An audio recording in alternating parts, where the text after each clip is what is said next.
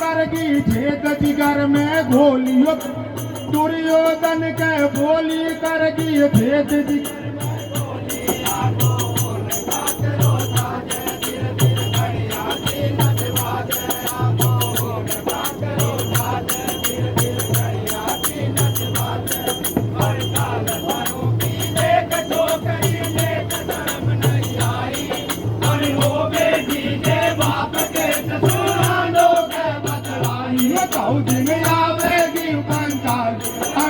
मारी में हरे कथाया बर का गुणवाद नीच दोपहरी में।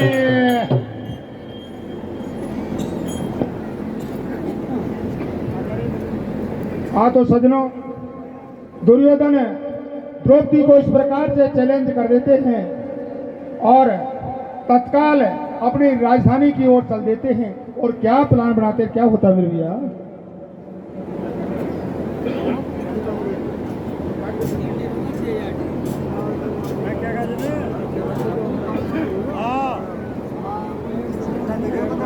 हरे क्रोध में आगो अभिमानी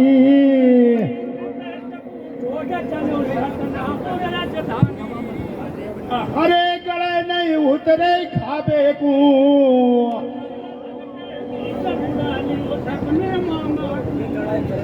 हरे सुनाई ना धड़की वो स्टोरी महल पंडन कूफी की राजधानी मेरी। अरे तो अनोखी है बिन की डोडी पावन दिखे नीर नीर पहल पटट की गोडी। अरे पंचाली बदमाशी सिर मोए देख बजाताली हमारे देख बजाताली। हर लियो बाप को, हर लियो तो बाप को, हर लियो तो बाप को, हर लियो तो बाप को ना बताइए सब।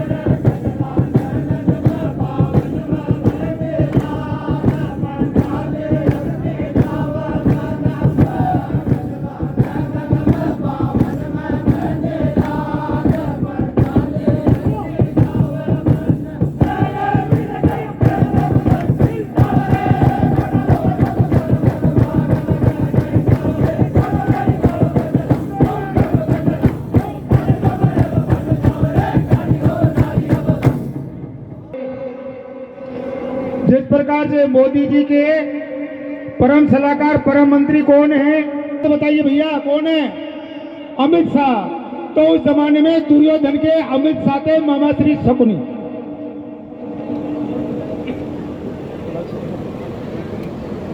माननीय श्री कैलाश जी मीणा वर्तमान सरपंच ग्राम पंचायत बैकवा और इसी पंचायत के अंदर ये भिलोपा गांव है।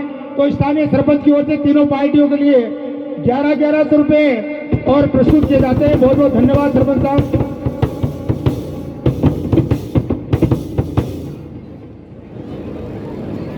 तो सज्जनों, अपने अमित शाह जैसे मंत्री शकुनी को बुला लेते हैं।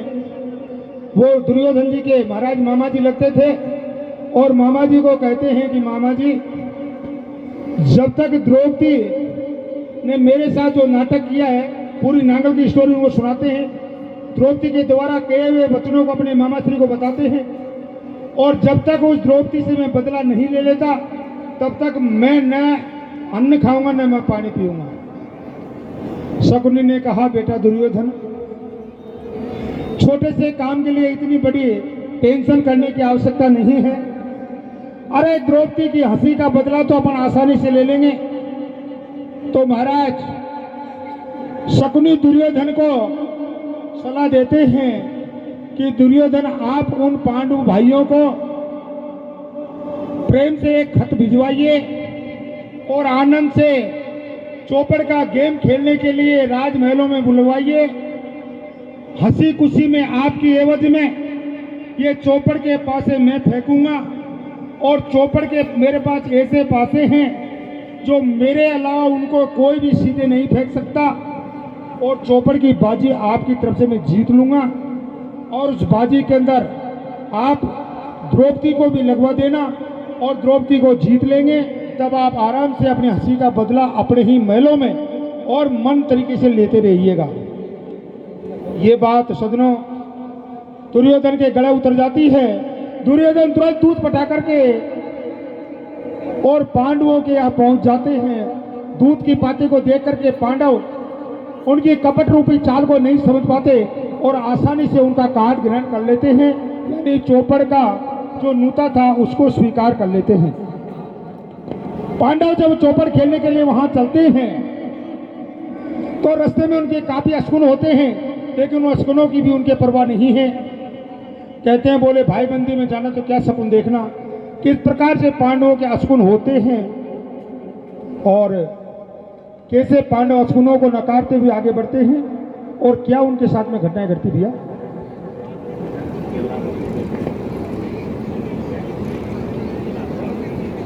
ये एक भक्त महिला श्रीमती कैलाशी जी, आपकी तरफ से इन संगीत गवैयाओं को 500 रुपये प्राप्त हुए हैं।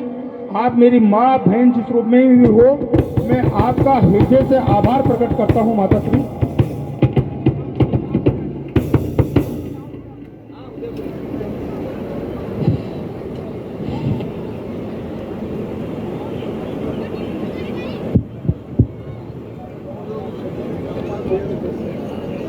तो सज्जनों, पांडवों के किस प्रकार से अशकुन रास्ते में होते हैं और किस प्रकार से वो दुष्ट कौरव उनको स्वागत करते हैं और क्या होता है इस प्रकार से होता है। 10 साल बेटा ले रही वह दिन पंडुन के गेली में। अरे शकुन देख चोरी करे तो चोरन जावे जेल में। अजी चोरन जावे जेल खेल विधि नाने बदले सोच। और भाई चारो जान युधिष्ठिर गयो हस्तिनापुर पहुंचे। जब हस्तिनापुर में पहुंचते हैं तो द्रौपदी को किस प्रकार से रानी भानुमति महलों में लाड लड़ाते हुए ले जाती है और क्या कहती है मेरे भैया।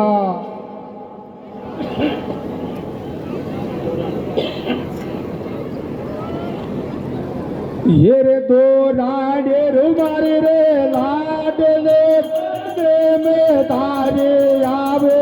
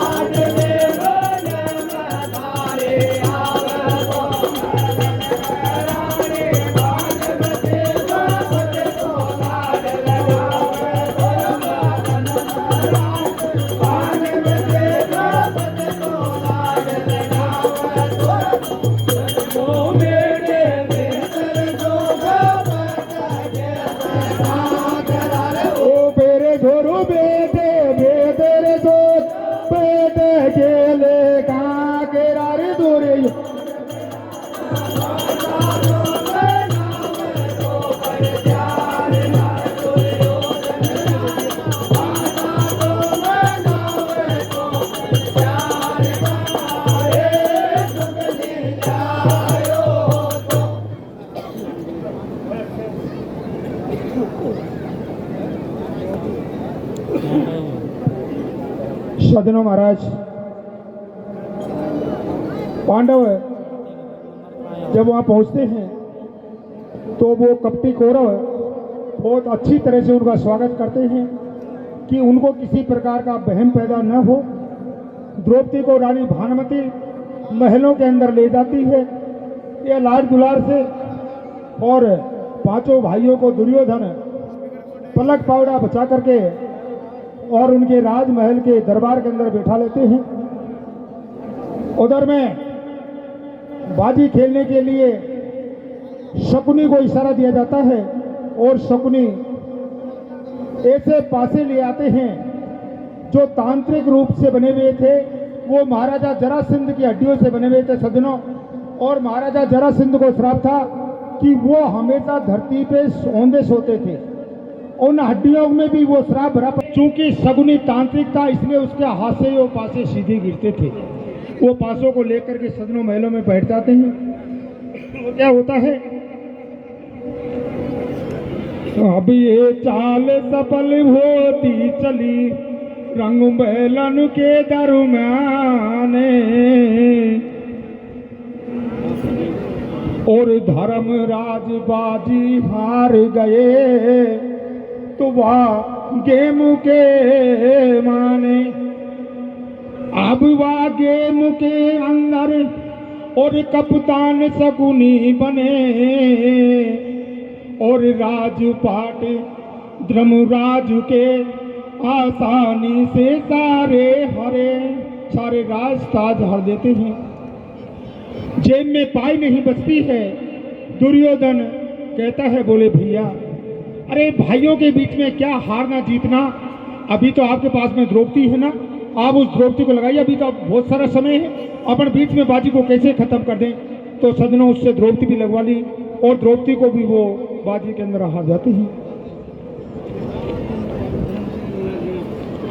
माननीय श्री धर्म सिंह जी मीणा, आपकी तरफ से तीनों पार्टियों को 5-5 से नगद प्राप्त हुए। बहुत बहुत धन्यवाद धर्म जी आपको। धर्म सिंह जी पुत्र श्री रामकिशन जी मीणा, फौजी साहब जीणापुर वाले, और क्या बोलूं भैया।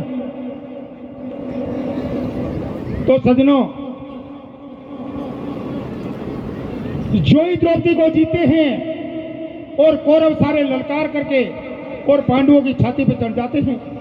दुर्योधन सिंह की तरह गाजता हुआ और पांडवों को कैसे ललकारता है, और क्या होता है भैया।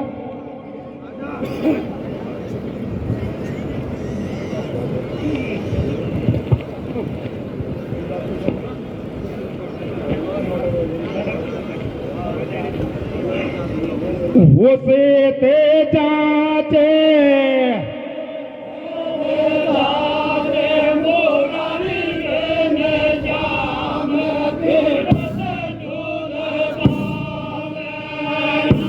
वारो गाजे,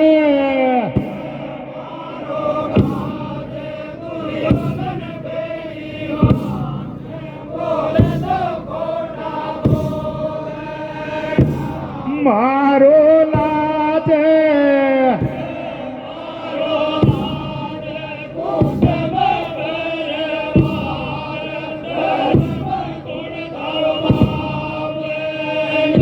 वो छे तेरे गोले के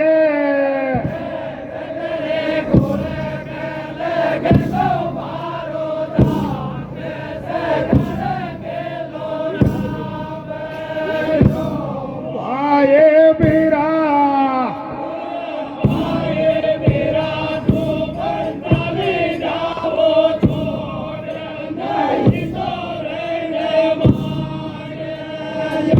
ओ भाई